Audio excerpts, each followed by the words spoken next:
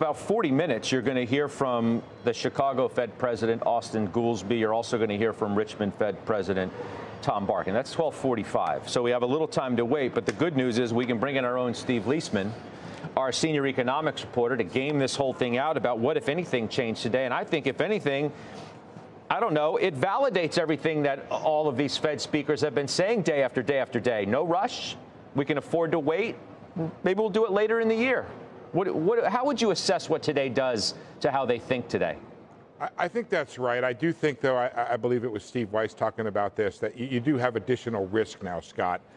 Risk from two standpoints. One is that they don't cut it all, and the other is that maybe they have to reverse course. I don't think that's the next likely thing that the Federal Reserve does. I think it believes, and this is an important point, I think, the Fed believes it's restrictive. If you look at where they are now, where they believe they're projected to go this year, and I think I have a bar chart on this, and what they think the neutral rate is at 2.6%, that's the median, they think they're restrictive. They think the rates currently are in a place where actually maybe even a bit too high. There are the three numbers that I think are the key. So relative to the left side of your chart, where they're at, and relative to what they believe the long run rate is, there's, call it 2.5 percentage points in there, which means that even if inflation runs a percentage point hotter than they expect, there's still room for them to believe they're restrictive. This is the underlying belief about why the Fed believes rates can come down. Right. The trouble is the optics of this, Scott, and the credibility issue, which is that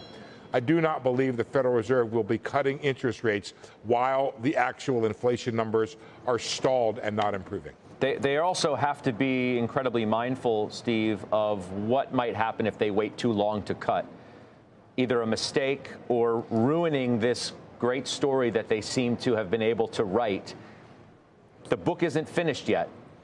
Maybe the market and some market participants have gotten ahead of themselves trying to write the ending too early.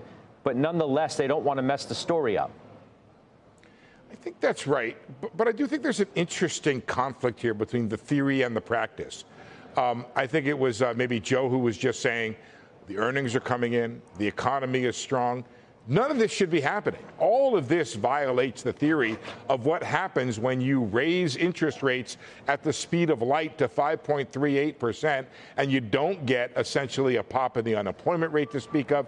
You don't get a slowing of the economy, and you keep going ahead further. So the Fed needs to be mindful here that the theory of it being restrictive is not necessarily taking place in the reality of the economy. And that's what might put them on pause. I think one of the good and the bad things about Powell not being an economist, I'll tell you the good part, is he's not married to the dogma of the theory. And I think that means that he will reverse course if he needs to. If he sees the economy not, the way it's behaving, he'll react to that much more than he will hunker down into the theory of the fact that they're restrictive and it should be happening. I think what we're learning, too, Steve, is that this once-in-a-100-year event of the pandemic has made it virtually impossible for economists, policymakers, or anybody else to have a full understanding about what it means to go into that kind of event and then come out when you pile stimulus upon stimulus on top of it.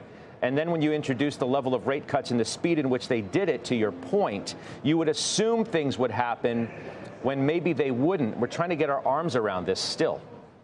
Yeah, we're all learning as we go here, and I think that requires a bit of humility on all parts, on the part of the bulls, on the part of the bears. We have not had the disaster that a lot of people predicted. The recession didn't happen. You're right, Scott. There are abiding concerns at some point where you're going to turn around and say, Mr. Chairman, you may be too restrictive here. Look at this happening in the economy. We don't really have this thing yet, which is really an important point, Scott. And I think we've had this discussion. If I get called on for a question to the chair, I would be really happy to say, Mr. Chair, how could you be missing this unbelievably bad thing happening in the economy with your rates so high? I don't see what that is, which, by the way, I think it underpins the investment thesis on equities here, which is the investment thesis on earnings and the outlook there. But I also think, it does introduce some risks you have to be mindful of. We were talking about the idea that the March inflation numbers were not going to be what you expected. But there is, of course, an echo of last year where we had those high rates at the beginning and then it came down during the year. So if you're looking for a bullish case here, something to hang a hat on, you might say, well, there's some residual seasonality out there that will work itself out during the year and will be helpful down the road, and they'll get those numbers, just not as quickly as you expected. Sure. I appreciate it very much, Steve. Thank you. Our senior economics reporter, Steve Liesman, he's at the Fed, of course, in D.C. because we get the minutes a little bit later, and that's an interesting and important event, too. Bryn, to Steve's point on the investment thesis intact, because the expectation is that earnings are going to be pretty good, right? Expectations have come in, but HSBC today says they're still too low. That expectations are just too low. Do we start getting these reports coming in and say, okay, that's why we thought that the thesis was intact? Yeah, I think it's going to come down to security and sector. And just to kind of build on what Joe said earlier, I think that it's easier to know what you don't want to own, to say that's not intact. So it's like you don't want to own long duration bonds. You don't want to own small cap value. You don't want to own small cap growth.